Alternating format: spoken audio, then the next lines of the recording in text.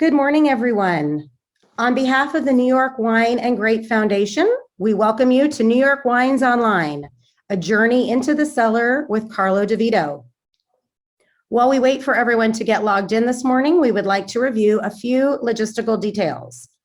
If you find yourself with streaming issues, please limit other internet users in your office or household. You may need to close all other open browsers, or you may also find it helpful to log out and log back in with Firefox or Chrome. We have two forms of communication for today's webinar, the chat and Q&A sections.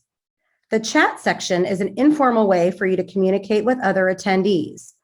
Be sure to select all panelists and attendees in the drop-down bar, as the to field can default to panelists only. Additionally, we have the Q&A section. This is a way for you to ask questions of our on-screen panelists. Be sure to enter any questions for the panelists into the separate Q&A section. We will do our best to get to all of the questions today.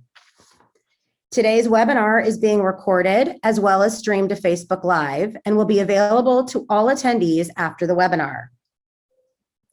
To begin today's webinar, I would like to introduce Carlo DeVito. Carlo is a lifelong publishing executive with more than 20 years of experience.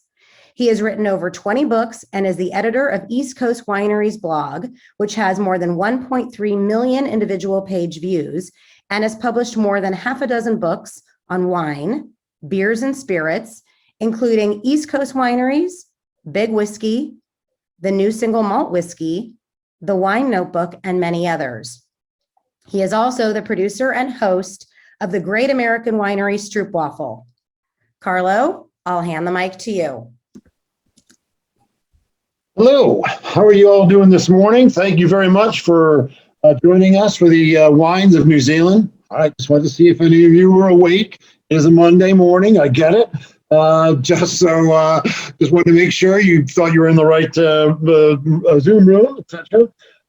So today we're going to be talking about New York State wine. There's some really great wines here that we're going to be chatting about. So we're talking about two of the really just tremendous regions that are in New York. Obviously, New York has many other regions other than that, but these are two great regions that we're going to be talking about. We've got two from the Finger Lakes, and we've got one from Long Island. You're talking about some wonderful lake effect. You're talking about wonderful Mediterranean style effects on Long Island. So you've got a lot of the great growing hallmarks that one hopes for in a really good wine region. And on top of it, we've got three of the really just tremendous wine producers from these two regions. I've been to all of these wineries within the last year. They're places I go to regularly. They're definitely on my regular stops, as it were, because they just produce just tremendous wine over and over and over again, which is really what you're looking for in a wine producer. You're looking for dependability, you're looking for flavor, quality, something that's going to last in your cellar if you're not going to drink it right off the bat. And all three of these producers deliver on that. We're talking about Konstantin Frank. I've had a 25-year-old wine from Konstantin Frank that was just stupendous.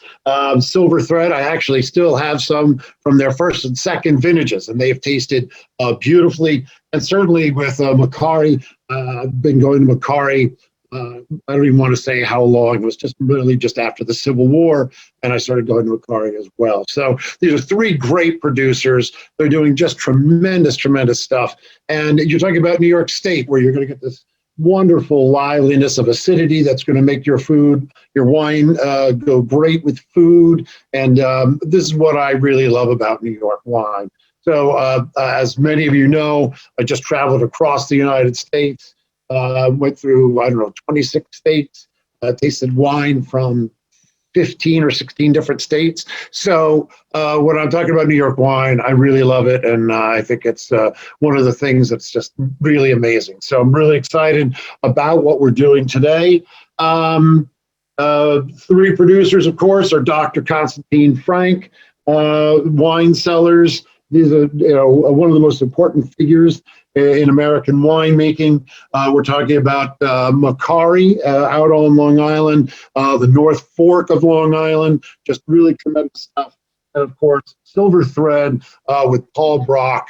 Not enough to say there. I'm going to try to save some of my thoughts for later on in the thing. I was going to go on long here. Nobody needs to hear me yak about myself or anything else. If I can give 3 or 4 extra minutes to each one of the participants, I'd rather do that than just have you drone on. Just a few quick notes.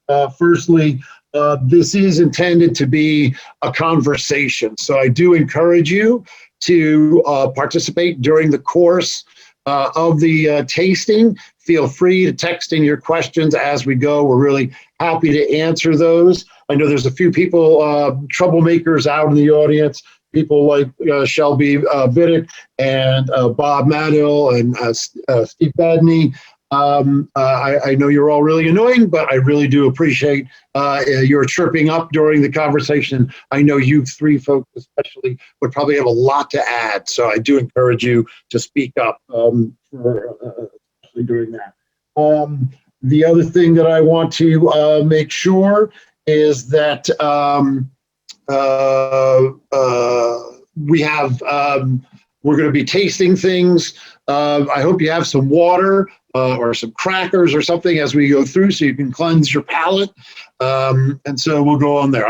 You may see me drinking a lot and profusely, but don't try this at home, kids. Okay, so I'm going to introduce our first tasting. The 3 people that we're going to be having today, by the way, are Megan Frank from Dr. Konstantin Frank Winery. She's going to be joining us first. We're going to have Paul Brock from Silver Thread Vineyards, who's doing some amazing, amazing stuff there. And Gabriella Macari from Macari Vineyards, one of the first fruit waffle venues we went to, and they were great as well. So we have 3 great guests today. And the first thing we're going to be tasting, everybody wave, say hi. So the first thing we're going to be tasting is our Dr. Konstantin Frank. For those of you who don't read labels and whatnot, it's a big bottle. It looks like a champagne bottle. So this is a wonderful wine. This is classic champagne style sparkling. So this is 55% Chardonnay, 40% Pinot Noir, and 5% Pinot Meunier. So this really is classic French style sparkling wine, aged for more than 3 years, and you're definitely going to want to try this. So we're going to add a little, there we go.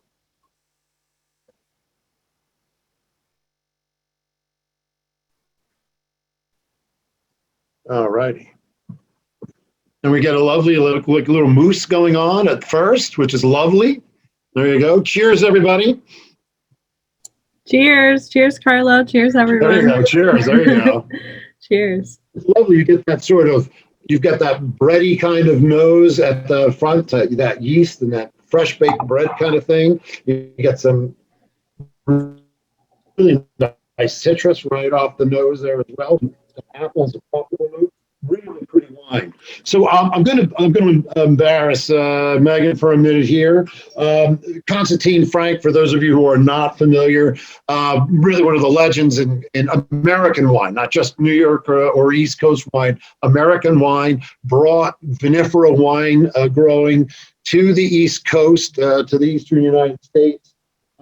Willie Frank, who sometimes started the sparkling wine program at Frank Cellars, and also after his own father's passing, really revived Dr. Frank Vineyards and really pushed the whole operation forward. And then I'm going to give a little love to Fred, because Fred doesn't get enough credit. Fred really took the fruits of Willie and Konstantin's work and really just expanded it and took it from a regional winery to a national name. And he has the eye of a great, forgive me for my sports analogy, but it is one of my other backgrounds. He's like a great GM. He's brought in some great winemakers over the years who have done some incredible things. And Dr. Frank has really, really grown, not just in reputation, but in scope and what they do and the number of states they're in. And so the really cool part here, by the way, this is a little bit of fun news. For Megan, you can't say this because you probably know the answer, but to our folks out in the audience, I'm going to give you 5 seconds to guess who was one of the famous first people to sell Dr. Frank wines in New York City. Very famous name. Do, do, do, do, do, do. All right, and the answer is Kevin Zraly was one of the first people to sell Dr. Konstantin Frank wines in New York City. He was bringing down, he was a hippie, long hair, beard, had the whole Jesus look thing going, and he was bringing stuff down in a little VW van all the way down to New York City from Dr. Frank. So one of those, he's got a great story that you got to get from him about the time he got stuck in the Finger Lakes overnight and his Dr. Frank. It's very funny. All right, so we're going to talk about this wine. The winemaker is Eric. And Megan, why don't you tell us a little bit about that? Sure. Well, thank you so much, Carlo. And it's so wonderful to be here with all of you and share some wine.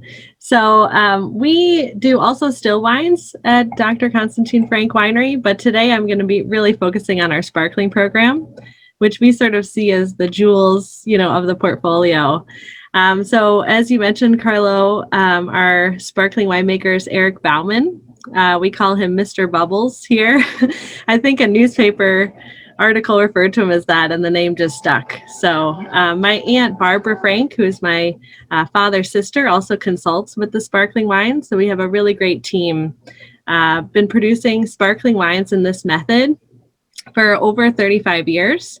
So it's something we believe very strongly in the future of in the Finger Lakes, and there's some really stellar sparkling wines being produced. So very excited. So in terms of the 2017 Brut, Carlo sort of talked about the composition, but this has remained pretty much unchanged, since the first vintage in 1985. So majority Chardonnay, 55%, Pinot Noir, 40%, and then a tiny bit of Pinot Meunier.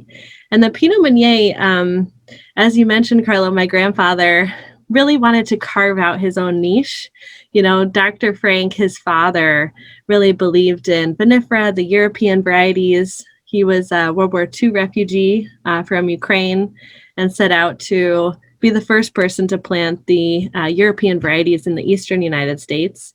But he didn't believe in sparkling wines. He didn't think that they had a future here. He didn't dabble with them really at all. But we actually have a very long history here in the Finger Lakes, going back to the mid-1800s of producing traditional method sparkling wines, typically with the French-American hybrids and the native varieties. So my grandfather saw this as an opportunity to utilize Vinifera, and especially loved Pinot Meunier. So one of the first people to work with Pinot Meunier, and to create sort of this blend, which was the first release of our sparkling portfolio.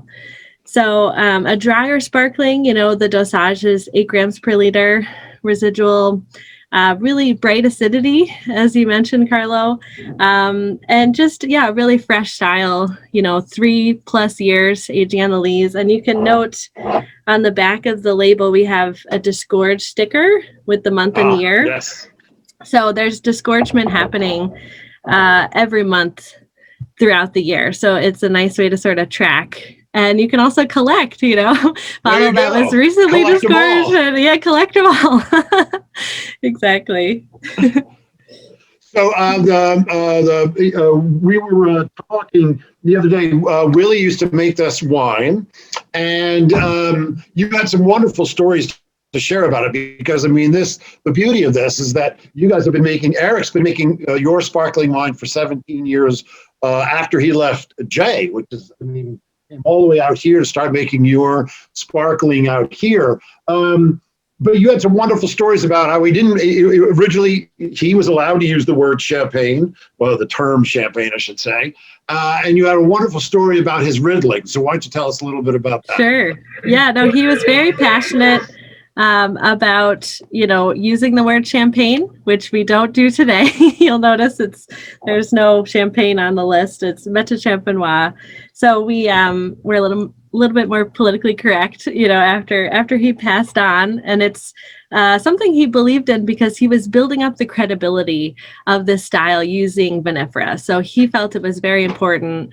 He would say, if it walks like a duck and quacks like a duck, it's a duck. I'm not going to change the name just to please the French. So a lot of, heated arguments with many Europeans about this topic. But of course, this is prior to the EU sort of crackdown with place names. So we were, as you will, grandfathered in literally with the name, but choose to call it Finger Lake sparkling wine. And he lived in the house just attached to the winery with my grandmother. And, we would be having a family dinner, say on a Sunday. He was on a very strict riddling schedule. So, every 8 hours on the, it didn't matter if it was 2 a.m, his watch would go off and he'd run downstairs and say, I must riddle. And he'd, riddle by hand and also turn on the jar of palettes. And he didn't trust technology to handle this. Back then we had, this was in the early 2000s, the opportunity to hook it up to a timer, the jar of palettes, so that they would just automatically go off every few hours. But he said no, he needed to go check out everything, press the button, go back upstairs. So I have a lot of memories of this urgency of I must riddle, which is really great. And it just, I think, proves that the passion and the pride has sort of been a mainstay for this and for the style of sparkling. Bob Madhill wants to know how many bottles or cases were produced. Yeah, so for this one, it's one of our larger bottlings. About 800 cases were produced of the 2017 Brut. Our largest production is our Celeb, which is 100% Riesling. But we do, in addition to the Brut, 6 other traditional method sparklings, from a Blanc de Blanc, which is 100% Chardonnay, Blanc de Noir, Pinot Noir, and Pinot Meunier. We do a few rosés, and we have some experimental bottlings coming up for next year that will increase the portfolio a little bit, with some Gruner Veltliner traditional method, Pinot Gris, and Pinot Blanc, which will be really interesting to see how those turn out. So they're going through the secondary fermentation as we speak. So very, well, again, a lot exciting. of history associated with your label. You had a new label coming out. So one of the things that I talked about at the beginning of this segment is you have these 3 great gentlemen that have headed this house up until this point, and now you're there, and obviously your influence is being felt. I thought that the wonderful story you were telling me about some of the new wines named for some of the women who have been really important in the history of the house. I wonder if you might just speak about that for a second. Yeah, absolutely, Carlo. It's a really exciting time, for our region, and I'm sure Paul will touch on this too, and Gabriella as well for New York wines. We're starting to really feel for the sites that we have and really understand the best blocks. You can see behind me, I actually am very close to where I'm sitting, but I'm in my office. But you can see how close we are to a very deep lake, Keuka, almost 200 feet deep. Where Paul is on Seneca Lake, we're talking over 600 feet deep. Cayuga, again, over 400 feet deep. So these lakes are incredibly important, to our Finger Lakes region, really acting as a moderating influence. And as we figure out also the different blocks and different soil types, within each area, we're starting to hone in on the nuances and the exciting attributes of our different blocks. So one of the projects we started a few years ago was in conjunction with kind of choosing our best blocks and producing single vineyard wines, but also honoring the women of my family who have helped build the business. So we have 4 wines in total. 2 are single vineyard Rieslings from our site on the west side of Keuka Lake and also the east side of Seneca, actually very close to where Paul is. And then a single vineyard Chardonnay from our Keuka estate. And then a red blend from the varieties that we have on our Keuka estate. So named for my grandmother, my great-grandmother, and my 2 great aunts. And it's a way for us to be able to share their story. And Carlo, you mentioned Kevin Zraeli. There's actually a really funny story where he arrived at the winery, and I think he had heard about Konstantin. And my great-grandmother, Eugenia, which has a wine named for her, she was very close to pushing him out the door. She didn't like how he had really long hair. Right. So she almost didn't let him in, which would have been really a sad, sad part of the story for us, at least, in terms of, Konstantin and his friendship.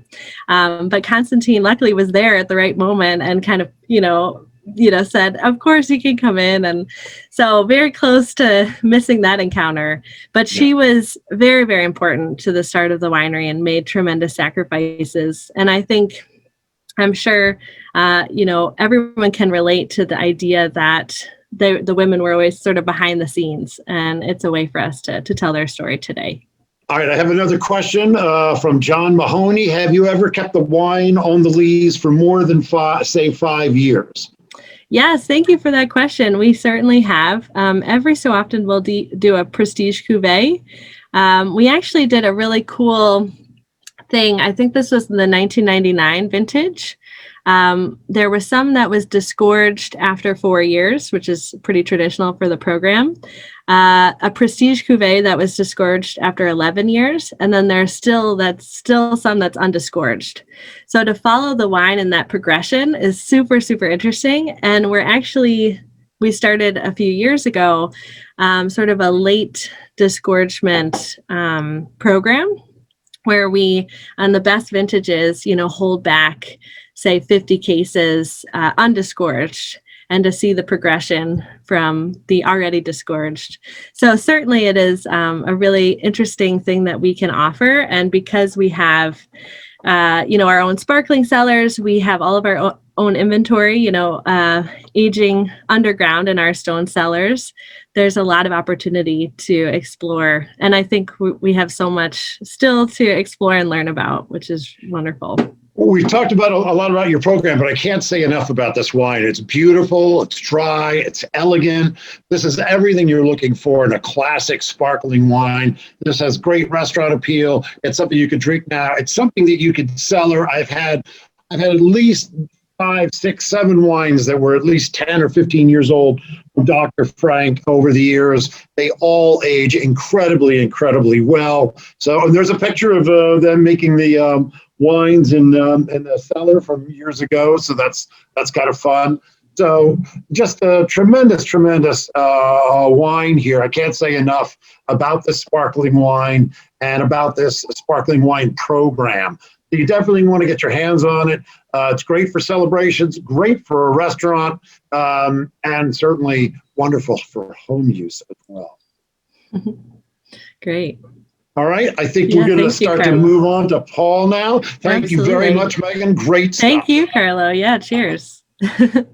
So it's Professor Paul. So for those of you who don't know, what I've always found fascinating about the Finger Lakes is that more so than I think almost any other region that I know, there's a wonderful tradition of teaching that goes on in terms of wine, enology, etc.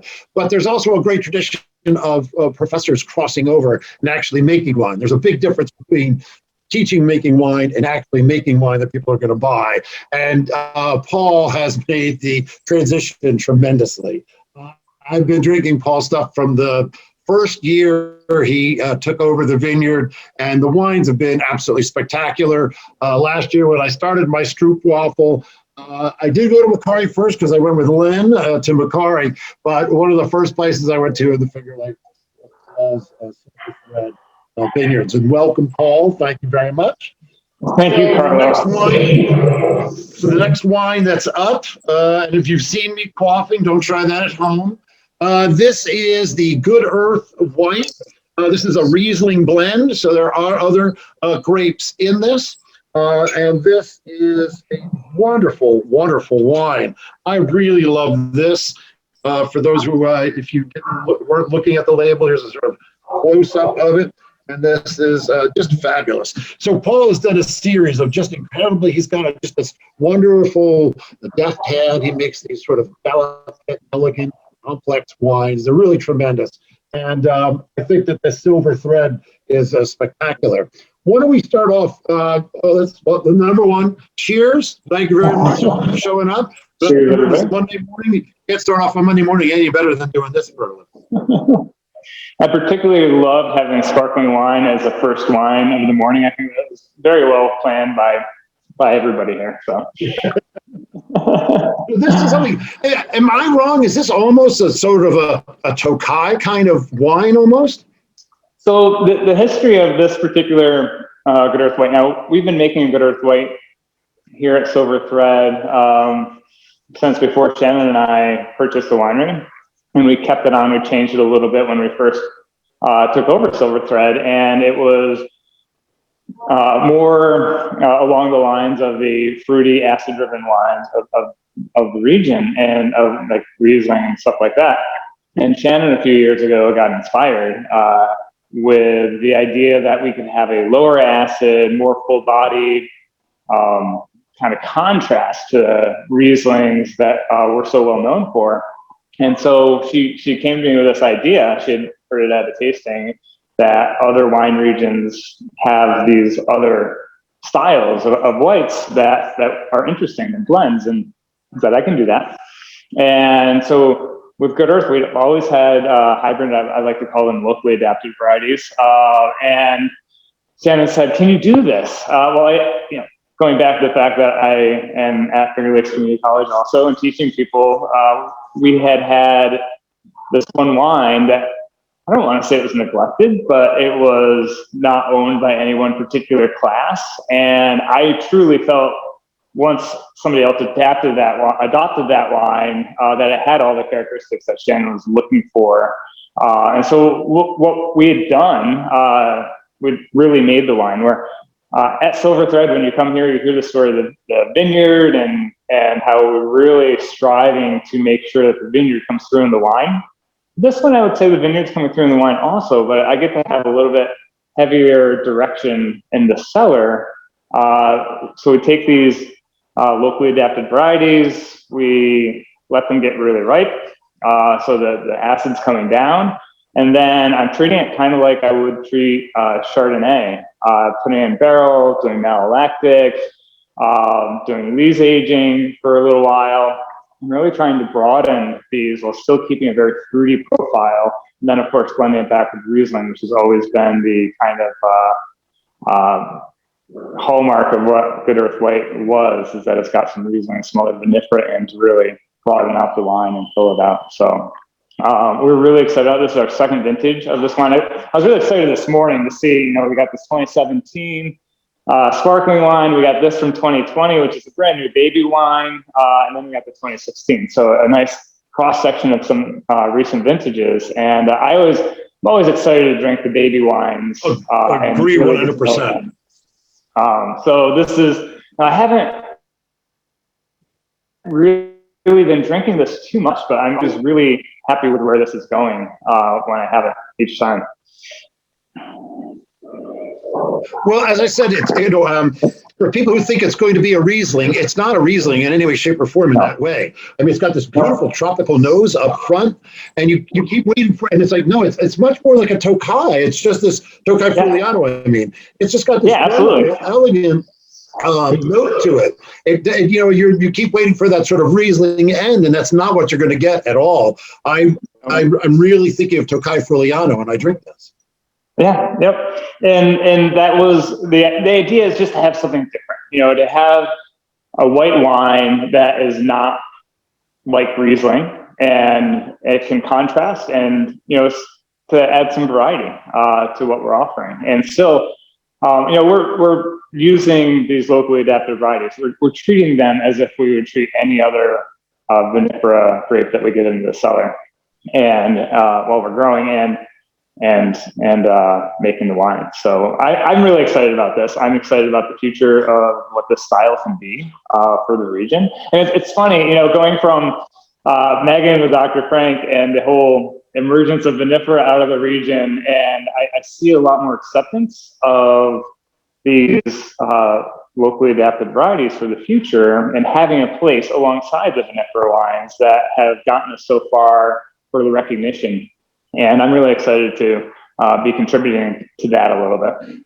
I think it's incredibly elegant. We do have a question from the folks out there, which is, can you tell us at least one or two of the other grapes that are in there. I don't know if you can tell us or not, but that'd be great if you could. I can. They don't really mean much to anybody. They're both the two white grape varieties that are in there are NY45 and NY81, which are both they're out of the Cornell breeding program. And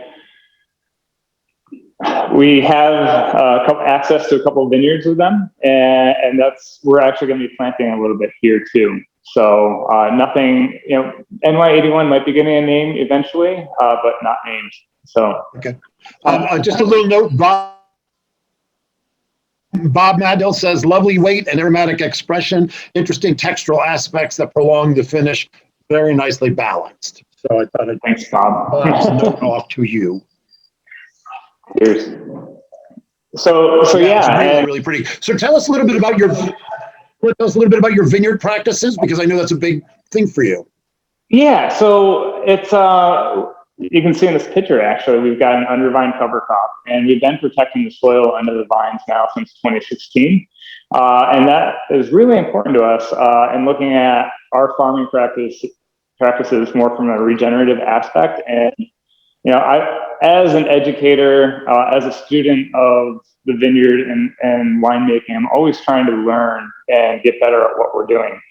And one of the things that we did several years ago was stop spraying herbicides and make sure that we're taking care of the soil under the vine. So having an undervine cover crop has been important in that. We're doing a little minimal tillage under there now, just to try and get some vigor back into the vines. But we're also using for any of our disease control, because let's face it, we're in the Northeast, we're in the Finger Lakes. It's a challenging environment to grow grapes. We all do have to spray, and we're trying to spray mostly just biological and or organic spray materials to control any disease pressure that we do have. So the biological materials, we're looking at fermentation extracts, we're looking at live bacteria and fungi that'll do a lot of those,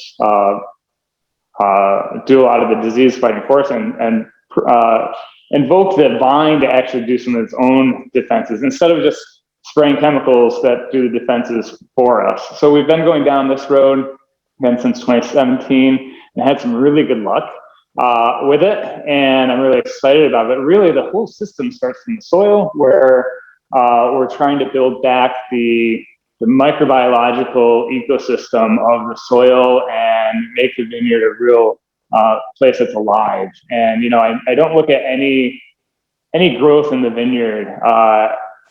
There's no weeds in my vineyard. There's just other plants that are growing there and feeding the soil microbes. And yes, I have to manage them, but I'm not looking to go out and kill them. I'm looking to detract their growth a little bit sometimes, but that regenerative aspect of getting more organic matter in the soil, getting the vines all the micronutrients that they need, it's something that when I hear myself say it like I am now, I always go back and just, we're learning how to do this. This is a really different way of growing. I think that we've gotten to the point in the Finger Lakes where we can grow vinifera, and we know how to do that. And now we're kind of trying to change it a little bit and put a tweak on it to see if we can do it such that the vines reflect the soil and the site more, because there's more life in the vineyard, and that's going to be reflected in the wines. And that's what I've seen since we've gone down this path, is that the life in the vineyard is being reflected in the glass. So, and I also hesitate with Macari on here, knowing some of their practices too. So I can't wait to hear what Gabriella has to say in a few minutes about what they're doing too.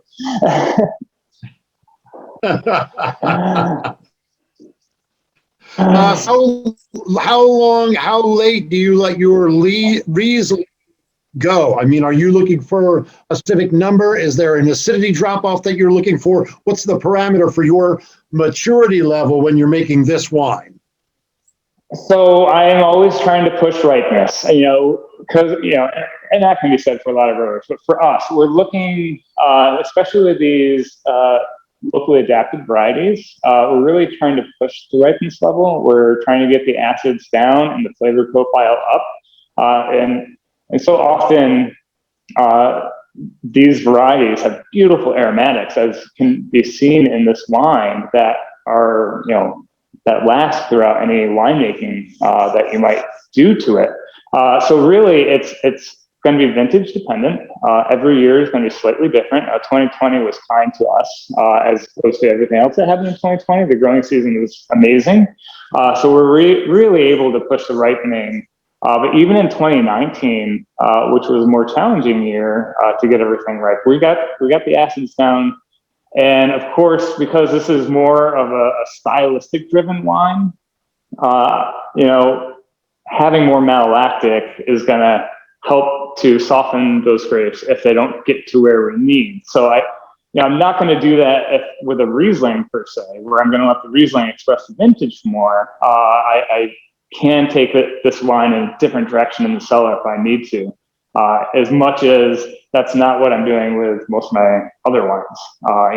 Most of the other wines are really trying to express the vintage, and of course this is going to express the vintage too, but it's pushing it as far as it can, which is what we're trying to do anyways, because we're in this challenging climate. So. I just want to welcome Grant Crandall. Grant, thank you very much for your question. Grant says, is there a particular proportion between the Riesling and the other grapes in particular? I don't have it in front of me. As a winemaker, numbers mean a lot to me when I'm looking at them. I believe this is slightly over 50% Riesling, and the other two varieties are broken down about 50-50 from the rest of it. I'm not 100% sure. How many cases of this do you make? For last year, not enough, because that's a good number. Good number. Yeah. Well, the vintage was amazing. There just wasn't a lot of grapes out there across the board. So we made, I want to say it was close to 200 cases last year, which is not as much as we wanted to make. Right. I have to say, a great food wine. It would be a great restaurant wine as well. I mean, it really is an elegant wine. I just really love this wine. It's just a. Thanks, Carlo. You just froze up a little bit. For people who are asking, I keep being back. Took off early on, but your Good Earth brand for a minute. Oh, so the Good Earth brand, that was a brilliant name that Richard Beagle, who's the original owner of Silver Thread, started using back in the 90s. And everybody seemed to like it. Shannon and I obviously loved the name when we took over the winery. The biggest difference between the way Richard was using it and the way we were using it, now Richard was way ahead of his time in his winemaking, where he was very hands-off in the cellar. And some of the wines didn't work out that well. And he would, instead of slapping Chardonnay or Riesling on the bottle, he would bottle everything without a label on it. And then he would slap a label on it as he was selling. And if he didn't like the wine, it often became Good Earth. But for us, for Shannon and I, we knew that we could do better than that. So we really directed towards these locally adapted hybrids. Originally it was Vidal, and now we've moved into this other style.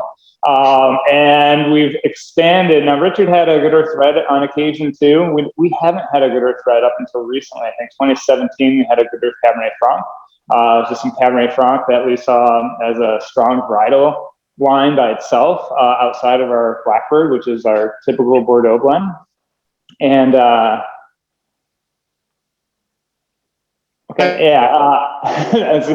several bottles of it. Yeah, and so we started making a Good Earth Red last year that was more along the lines of what Good Earth White is, where we have some locally adapted red varieties in that. Blended with Cabernet Franc, of course, because I always look at Cabernet Franc as the red grape that is strongest from the Vinifera side in the Finger Lakes, and Riesling, of course, is a white grape. So we're trying to really stick true to the backbone of the region and build off of that with these locally adapted varieties, and get some varieties that require a little bit less input in the vineyard, and that we can farm a little bit differently, which is really exciting. So. That's a beautiful picture. And I have one more question for you. By the way, here's a picture of the Silver Thread Falls, which are not far from you. Is that correct? That is correct. It's about 5 miles away. It's not on site, unfortunately, but it is a great name and it's a beautiful waterfall. Unfortunately, it's on private land, so nobody can really just go see it. And that's a lithograph from the original, I think it was original Seneca County soil survey that was actually on the cover of the soil survey. So it's quite old, isn't it? Yeah. Yep. Yeah. There's a question from the audience. Do you plan on blending or co-fermenting red and or white vinifera and hybrids in the future? Oh, I'll do anything. Yeah, sure. So these, I wouldn't put it past me. I think it's really important to have full containers when doing these fermentations and trying to push these styles. So, you know, I don't see that I wouldn't. Now the hybrids in here were co-fermented. They were, you know, even though they're two different varieties of hybrid whites, they were put together. And I think that you get a slightly different expression of the fruit when you do that. So yeah, I could see that. I don't know that any one particular strategy is going to be used in the future because every vintage is going to present different challenges. So with this wine, I think that if I could write a book on how exactly I want to make it outside of not having enough fruit, this is how I would have made this one. So it's a good place to be. Carlos seems to be in and out here. I'm sorry, am I back now? Yep, you are. Okay. Okay. All right. So I apologize, but we're going to move on to Gabrielle. Thank you very much. Fantastic. Thank you. Really love that wine. So again, I think it's just an incredibly elegant wine. It's not what one is expecting. I think when as soon as somebody hears Riesling in it, you have a real mental, emotional attachment to what that might be. But with Paul's wine, it's a really fabulous dry.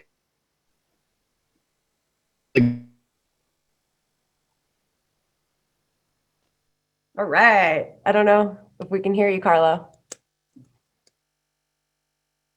I can start talking. Yeah, I'll start talking. Let's see if Carlo. Complex We got you now. Here we go. Okay, and now we are on to. Can you hear me? Am I here? We got you now. Okay, sorry about that. Hello, good morning. Hello, Carlo. Thank you for your energy. Hello. Thank you very much. Just appreciate your patience. Sorry, I guess it's me that has the some kind of connection problem, so I apologize. Okay, so Macari Vineyards was one of the first places I went to on my Stroopwafel out of 110 wineries and or distilleries across the United States. So a place I always go back to.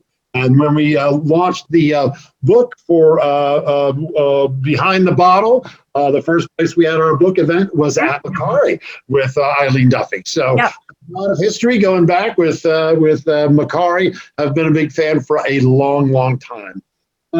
This Dos Aguas is, to me, one of the just the most elegant surprises on Long Island. When you go to drink this wine, this is not their high-end wine, but it tastes like their high-end wine. It tastes like a lot of really good high-end wines. This is 62% Merlot, 14% Cabernet Franc.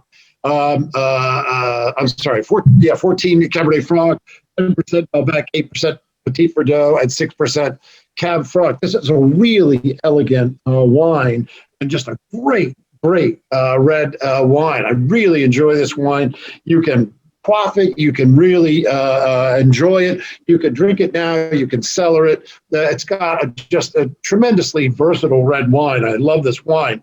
So I'm going to say, Gabriela, why don't you tell us a little bit about this wine and what Dos Aguas means? Sure. I was going to say, Carlo, you're hired. Just kidding. No, so Dos Aguas in Spanish means two waters. My mom's family is from Spain and Argentina.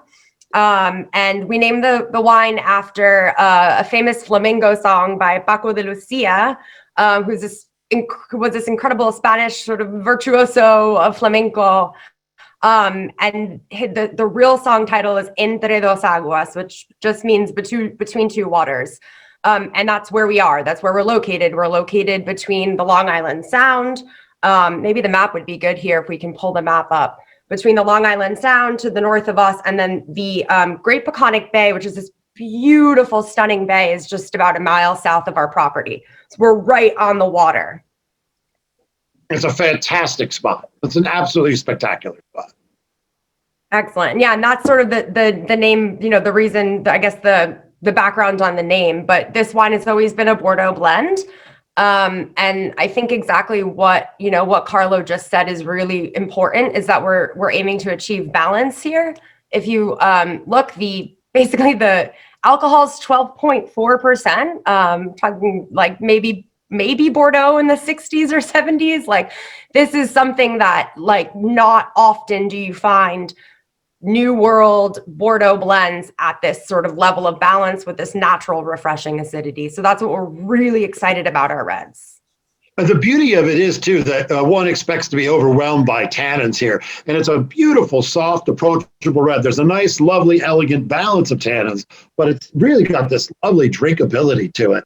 And I mean, I immediately want to start eating when I drink this wine. So Totally. I just think it's a tremendous wine. Why don't you talk about a little about your vineyard practices? Because Macari was one of the really first big sustainable wineries in terms of sustainable farming, et cetera, that I even heard about here in New York. So can you talk a little bit about that? Sure, we can pull up the slide perhaps about, well, this is the water. So this is exactly where we are. The photo on the bottom right is off my iPhone, and it's actually just the edge of the vineyard, which is pretty shocking to most people.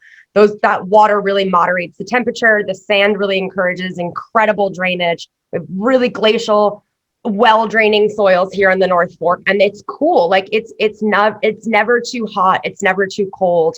There's intense moderation. And we're very lucky. I don't think, we wouldn't be able to grow fruit if we weren't this close, successfully to the water.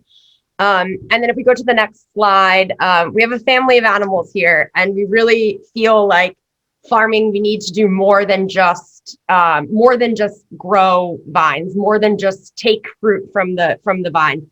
We give back. So we have a herd of cows. We actually collect manure once to 2 times a month. And we bring all of the manure into our compost field. So we have about 5 acres of compost, which is insane. But it's something we really feel passionate about. Just like Paul was saying, we give back to the earth in the form of natural micro and macronutrients.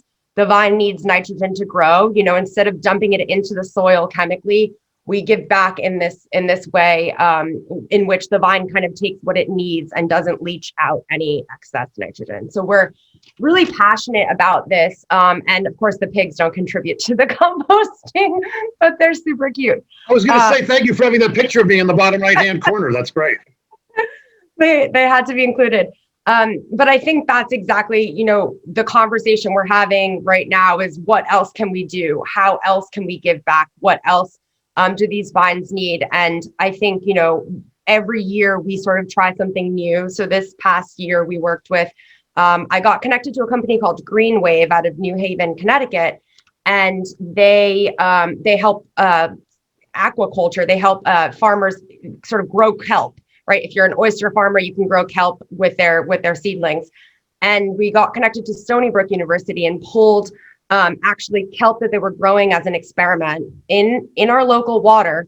The kelp was pulling all of the nitrogen out of the water, cleaning up the water, and we took the kelp and added it into our compost. So sort of this natural nutrient recycling. We don't know the results, like we're compost testing right now, but in our gut, right, like this was a really good thing. And I think that, year by year, we have to keep pushing and going forward. So we really, I think Paul said it really well. Like you want the vineyard to come through in your wine when you're drinking your wine. We really focus on that.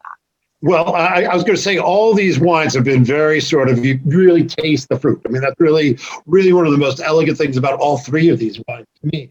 Now, a couple of quick questions coming from the.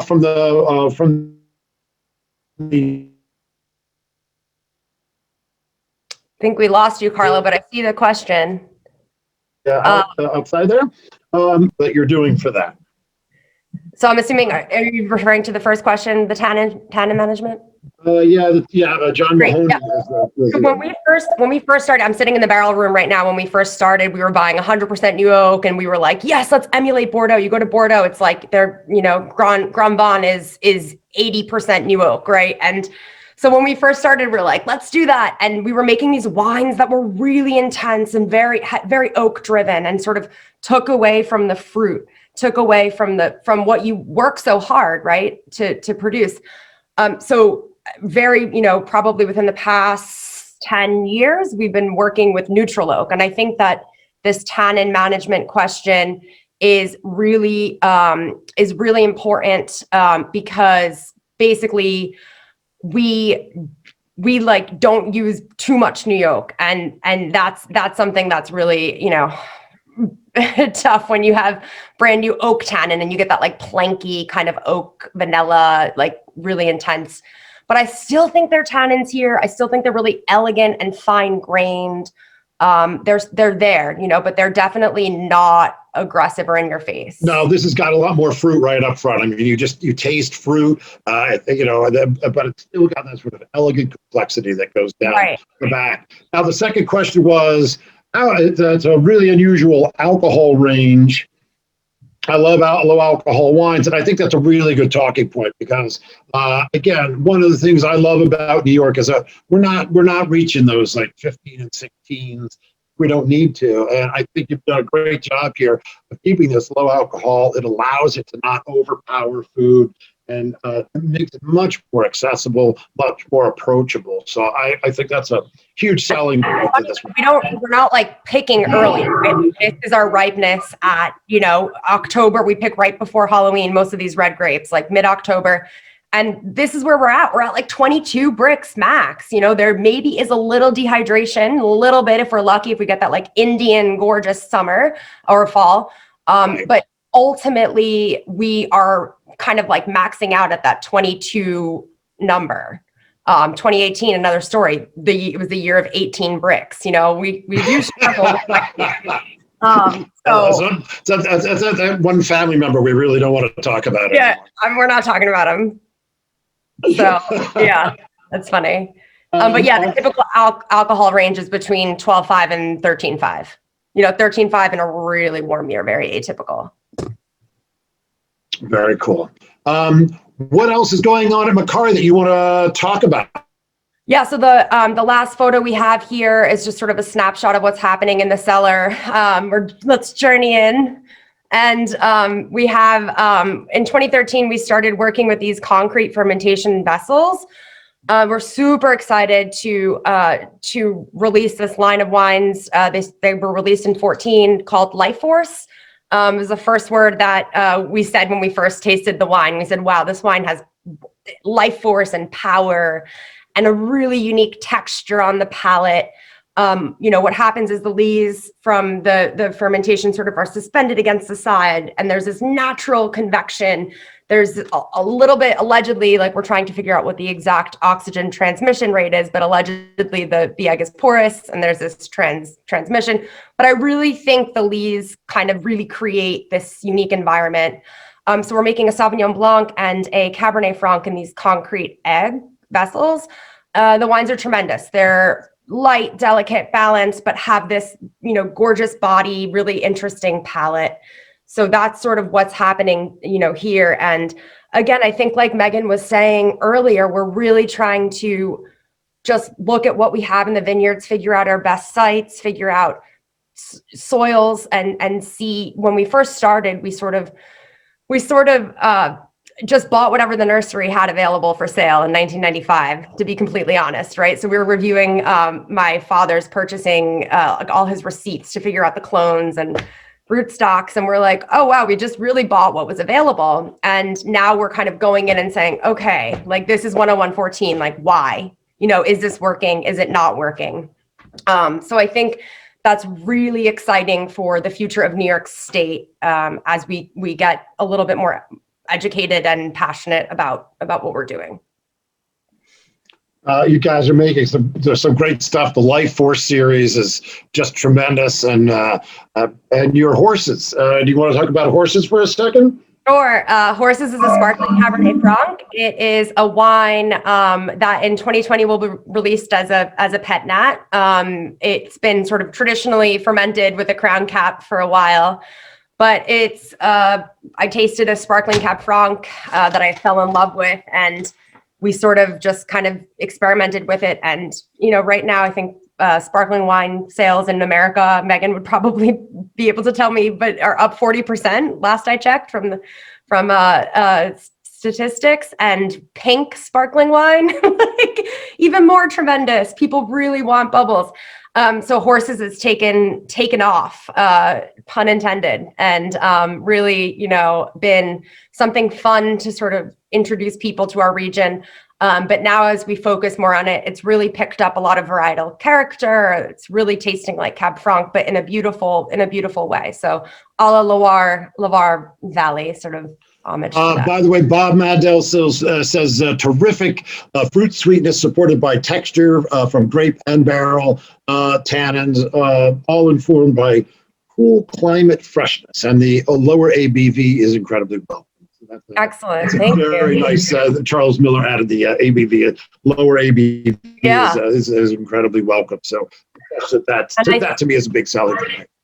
I see some questions here. pH is 3.6. The varieties are all estate grown. And then from Patricia, the convection we see. So like if we're going to do a pump over and like it's kind of going, we can see it from the top of the egg. It's really cool. And I think that that's a really fascinating thing to see, but also a reason why the texture is so different. Biggest exports, everyone. Where are your biggest exports? Where are your biggest exports? Question for all winemakers. Are we doing a lot of exporting?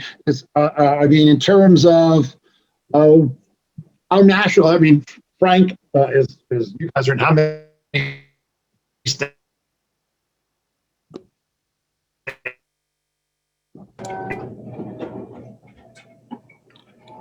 Oh, I think we lost Carlo. I'll just jump in really quick. And Gabrielle and Paul too. I think finally New York wines, we're getting some international attention. So Japan is probably our biggest export market.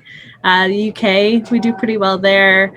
Additionally, the Caribbean, Aruba, Dominican Republic, those areas. So it's about 5% of what we produce. We export, but available in just about 40 states across the country. So really trying to hype up, the market for Finger Lakes wines, and it's a great time. So Gabriella and Paul, do you guys want to take the question? Sorry about my connection. We have a windstorm up here, so I apologize. I keep fading in and out. Of course, Go ahead, Paul. Perfectly timed, as you can imagine. I did that. You'll have to. You can send me your credit card, and I'll bill you on how to do that. So I apologize. Did Gabriella and Paul? Did you get a chance to answer those questions?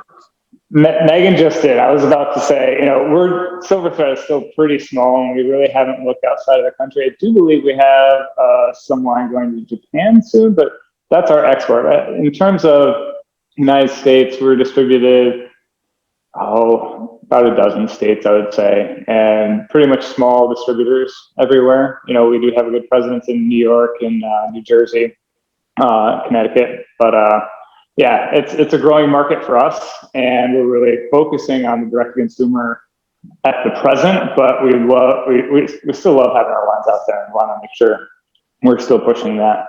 So, and John Mahoney, I saw your comment, and I did really enjoy tasting with you guys in New Jersey. So glad I could teach you something.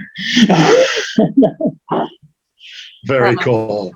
And we sell in New York, New Jersey, and Connecticut, but at this moment, we're not exporting at all. We're really focusing on direct to consumer. Just like Paul said, I mean, I think it's very difficult to tell people that aren't from New York or don't see this, how much agro-tourism there is. We specifically on Long Island are 2.5 hours away from the city. So we're sold out every weekend in reservations with wait lists. And there's this bustling tourism that we, are very grateful for, in the fact that people are coming to us to taste and buy and join our wine club. So, I think in the future, the goal always will be to talk about New York outside. But for now, at the moment, there's a lot to do here. I just have to say, Gabriella, when you showed the picture of the edge of your vineyard overlooking the sound, I mean, I was out there a few years ago. I remember Joe, I was out there in the vineyard with Joe, your brother, and he was like, oh yeah, come over here. And I saw him walking towards the edge of the vineyard, not realizing the sound was right there, but it was from that spot. And I was like, whoa, this is so cool. Oh, yeah. Yeah. It's a great place. Yeah. Well, does anybody have more questions for our folks out there in the audience?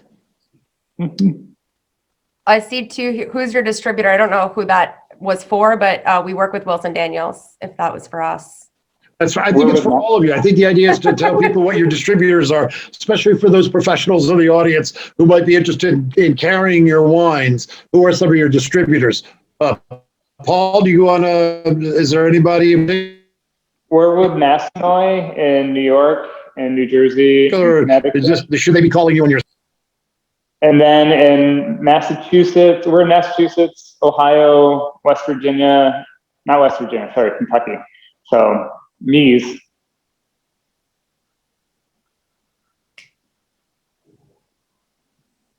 Oh, in Washington, D.C. Shannon is upstairs going, give me hand signals. Masanoy's also got up in D.C.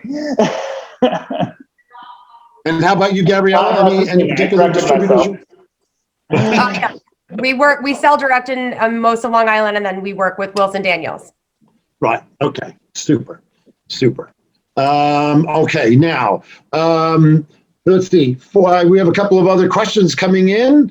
In many of the Finger Lakes microclimates, we experienced drought conditions in 2016, says Michael Cimino. What was the growing conditions in Long Island in 2016? It's funny, there was a little bit of a drought last year and we fared well, and we were joking with a bunch of the other vineyards around here. They're like, well, maybe you did well because there's so much organic matter and there was like a lot of water holding capacity in your soil. So we're not using herbicide, and we have these sort of soils that are ready to hold water if needed. And I think that's similar in 16. Yes, it was warm, but also it wasn't a 15. Like 15 was really warm for us, and we made some of our top wines. And then 2010 was this powerful, hot, dry, kind of like don't go outside in August, you might faint year, you know? And so 16 for us wasn't that. It was more of a moderate year. But again, like we're in the hurricane path here on Long Island. So we always see a little bit of rain, and that's our biggest challenge. And yeah, it got wet in 16, but it's wet in Bordeaux and, you know, South Africa and Margaret River. And so, yeah, we deal with a little bit of that for sure. I'm gonna pose a quick question, which is obviously 2000.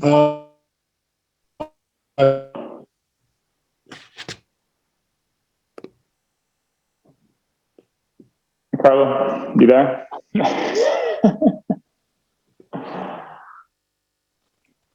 So Megan, did you say a bit of a challenge in terms of, if not, some? I wonder if each of you could take two to talk about how you're going to be. I mean, my understanding is, if we're talking to a number of magazine people, is that we're going to see a crazy explosion of people wanting to get out of the house this year.